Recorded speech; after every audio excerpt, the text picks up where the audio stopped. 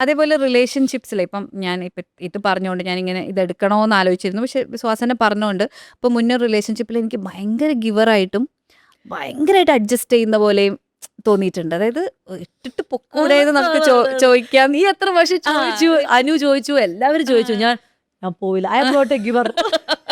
ഞാനങ്ങനെ give up ചെയ്യില്ല. കരിയറിലാണ് റിലേഷൻഷിപ്പ്. അങ്ങനെ ആയിരുന്നു ഞാൻ. ഇപ്പം മാറ്റം അല്ല, അങ്ങനെ ആയിരുന്നു ഞാൻ അപ്പോഴും. ആ. പ്രശ്നങ്ങളുടെ കൊടുമുടിയിൽ ഞങ്ങളുടെ റിലേഷൻഷിപ്പ് നിന്നിട്ടും ഞാൻ ഈ Give up ചെയ്തില്ല. വിട്ടു പോകാൻ എനിക്ക് താല്പര്യമില്ലായിരുന്നു. Long 10 years. അതെ, എനിക്ക് താല്പര്യം ഇല്ലായിരുന്നു. പക്ഷേ ഒരു ഘട്ടത്തിൽ ഞാൻ പോലും അറിയാതെ അത് നമ്മൾ രണ്ടുപേരും ഗിവ് അപ്പ് ചെയ്തോന്ന് ചോദിച്ചു കഴിഞ്ഞാൽ അറിയില്ലാതെ എങ്ങനെ സംഭവിച്ചെന്ന്. അങ്ങനെ അങ്ങ് അത് dissolve ആയി അങ്ങനെ ഇങ്ങനെ അകന്ന് പിന്നെ നമുക്ക് അങ്ങോട്ടും ഇങ്ങോട്ടും സംസാരിക്കാൻ വിഷയങ്ങളില്ലാതായി, സംസാരം ഇല്ലാതായി, ഡെയിലിയുള്ള കമ്മ്യൂണിക്കേഷൻ ഇല്ലാതായി. കാണുമ്പോൾ ഉള്ളൊരു നമുക്കൊരാളുടെ കൂടെ നമ്മൾ പറയുമല്ലോ സൈലൻസിൽ വരെ ഒരു പ്രണയം കണ്ടെത്താൻ പറ്റിയാൽ അത് നല്ലതാണെന്നൊക്കെ. ഈ നമ്മൾ ചുമ്മാ കാണുമ്പോൾ തന്നെ നമുക്ക് ഒരു അയ്യോ ആള് വരുന്നില്ല, എനിക്ക് പേടി. അതായത് അതാണ് അതിന്റെ വാക്ക്, അടുത്ത പ്രശ്നം. പേടി. അതാണ്. അപ്പൊ എന്റെ മനസ്സിൽ സ്നേഹം മാറി, അതൊക്കെ അത് ഭയങ്കര പേടിയായി. പ്രണയം ഇതൊക്കെ മാറിയിട്ട് പിന്നെ എനിക്ക് ഫോൺ കോൾ വരുമ്പോൾ പേടി വരാൻ തുടങ്ങി.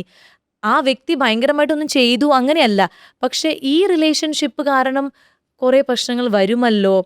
അപ്പം നമ്മൾ ഫാമിലി ആയിട്ടൊക്കെ തന്നെ അത് സംസാരിച്ചതൊക്കെ ആയിരുന്നു. കല്യാണത്തിലേക്കൊക്കെ എത്താനൊക്കെ ആയിട്ട് ഫാമിലി ആയിട്ട് വരെ സംസാരിച്ച കാര്യം ഒരു കാരണമില്ലാതെ മാറിപ്പോയതാണ്. അതിപ്പോഴും ഞങ്ങൾക്ക് യഥാർത്ഥത്തിൽ ഒരു കാരണം എന്താന്ന് അറിയില്ല. നമ്മൾ വിചാരിക്കും ഈ മാസത്തിൽ നമുക്ക് നിശ്ചയം നടത്താം. ജന്മം ചെയ്ത ആ മാസത്തിൽ നിശ്ചയം നടത്താൻ പറ്റില്ല. ഒന്നില്ലെങ്കിൽ ആരെങ്കിലും മരിക്കും, അല്ലെങ്കിൽ നമുക്ക് അസുഖമാവും, അല്ലെങ്കിൽ ഞങ്ങൾ തമ്മിൽ വഴക്കാവും. ഇങ്ങനെ നിശ്ചയവും നടത്താൻ പറ്റുന്നില്ല, കല്യാണവും നടത്താൻ പറ്റുന്നില്ല, ഒന്നും ഇങ്ങനെ വർഷങ്ങൾ പോയി പിന്നെ തനിയെ അങ്ങ് പോയി. അല്ലാതെ ആ വ്യക്തി ഞാൻ ഗിവ് അപ്പ് ചെയ്ത് അങ്ങനെ അത് ഞാൻ പോയില്ലായിരുന്നു. പക്ഷെ അതിലെനിക്ക് ഭയങ്കരമായിട്ട് ഇങ്ങനെ എന്താ പറയാ, ഇങ്ങനെ റിക്വസ്റ്റ് ചെയ്ത് റിലേഷൻഷിപ്പിൽ നിർത്തുന്ന പോലെ എനിക്ക് ഫീൽ ചെയ്തു. പ്രേമമായിട്ടുള്ള അത് ശ്വാസന എത്രത്തോളം ആസ് എ എന്താ അല്ല, ഇത് മൂന്നാമതൊരാൾ കാണുമ്പോ അവരങ്ങനെയാണ് പറഞ്ഞത്. നിങ്ങളിത് റിക്വസ്റ്റ് ചെയ്ത് നിങ്ങൾ രണ്ടുപേരും അയ്യോ ഇത് പോകരുതെന്ന് വിചാരിച്ചൊരു എഫേർട്ട് എടുത്ത് നിർത്തുന്നതാണ് നിങ്ങൾ. പക്ഷെ എനിക്ക് റിലേഷൻഷിപ്പില് അങ്ങനെയല്ല തോന്നണേ. ഐ ഫീൽ യു ബോത്ത് ഇപ്പം അന്ന് മറ്റേ വികടൻ അവാർഡിന് കയറിയിട്ട് പറഞ്ഞില്ലേ, ഞാൻ കൺട്രോൾ ഒന്നും ചെയ്യുന്നില്ല, he can do what ever he wants. അങ്ങനെ തന്നെയാണ്, കൺട്രോൾ ഒന്നും ചെയ്യുന്നില്ല. അപ്പോൾ ആ ശ്വാസം വേറെ റിലേഷൻ ആയപ്പോ എനിക്ക് ഒരുപാട് മാറ്റം ഫീൽ ചെയ്തു. അത് പ്രേമിന്റെ ക്യാരക്ടർ ആയിരിക്കാം, ആ ക്യാരക്ടറിന്റെ അതായിരിക്കാം, അല്ലെങ്കിൽ നമുക്ക് കിട്ടുന്ന ഒരു സെക്യൂർഡ് ഒരു ഫീൽ ഉണ്ടല്ലോ, അതായിരിക്കാം. പക്ഷെ എന്നാലും ഞാൻ പറയാം, എന്റെ ആദ്യത്തെ പ്രണയിച്ച ആള് അത്ര മോശമല്ല. അത് എനിക്ക് അങ്ങനെ അയാളെ കുറ്റം പറയാൻ പറ്റില്ല.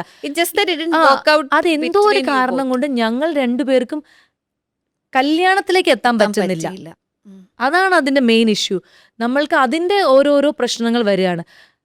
പ്രശ്നങ്ങളുണ്ട്, അയാൾക്കും എനിക്കും ഒക്കെ പ്രശ്നങ്ങളുണ്ട്. പക്ഷെ ഇപ്പൊ നേരത്തെ പറഞ്ഞ സപ്പോർട്ടിന്റെ കാര്യം പറയുകയാണെങ്കിൽ ഞാൻ ആ വ്യക്തിയും നന്നായി എന്റെ കരിയറിനെ സപ്പോർട്ട് ചെയ്തിട്ടുണ്ട്. അതെനിക്ക് ഞാൻ ഏത് വേദിയിലും പറയാം. ഞാൻ വേറൊരു സ്ഥലത്ത് പറഞ്ഞിട്ടില്ല, ഇതിപ്പോ നമുക്ക് രണ്ടുപേർക്ക് ഇതിനെക്കുറിച്ച് അറിയാവുന്നതുകൊണ്ട് ഞാൻ പറഞ്ഞാണ്. എന്റെ കരിയറിന്റെ തുടക്കം മുതൽ ഞാൻ മീറ്റ് ചെയ്ത ആളായതുകൊണ്ട് അത് സപ്പോർട്ട് ചെയ്തിട്ടുണ്ട്.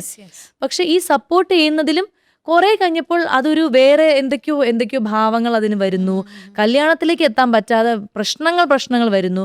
പിന്നെ ഈ പറഞ്ഞ പോലെ ഞാൻ പറഞ്ഞ പോലെ വേറെ ചില ആളുകൾ അതിലേക്ക് കയറി വരുമ്പോൾ ഉണ്ടാവുന്ന പ്രശ്നം. അപ്പൊ അതുകൊണ്ടാണ് എനിക്ക് ആ കുട്ടിയോട്, ആ തേർഡ് പേഴ്സണോട് ഒരു ദേഷ്യം വന്നത്. എന്റെ ബലമായത് ആ കുട്ടി വന്നില്ലായിരുന്നെങ്കിൽ നന്നായേനെ, വന്നത് കൊണ്ടാണോ? പക്ഷെ ഈ വ്യക്തി പറയുന്നു അല്ല, ആ കുട്ടി വന്നതുകൊണ്ടല്ല, ഇത് വേറെ പ്രശ്നമാണ്. ആ പ്രശ്നം എന്താണെന്ന് കണ്ടുപിടിക്കാനും പറ്റുന്നില്ല, കല്യാണത്തിനും പറ്റുന്നില്ല. ആകെപ്പാടെ വിഷമം. മറ്റേ ജോത്സ്യൻ പറഞ്ഞ പോലെയായി. ഞാൻ കേട്ടിട്ടുണ്ട് അത് പറയുന്നത്, 30 വയസ്സ് കഴിഞ്ഞാൽ. അല്ല, ജോത്സ്യൻ അതും പറഞ്ഞു, നിങ്ങൾ ആഗ്രഹിക്കുന്ന പ്രണയം വിവാഹം നിങ്ങൾക്ക് നടക്കില്ല എന്ന് ജോത്സ്യൻ പറഞ്ഞു. ജോത്സ്യൻ നമുക്ക് എവിടെ കിട്ടും?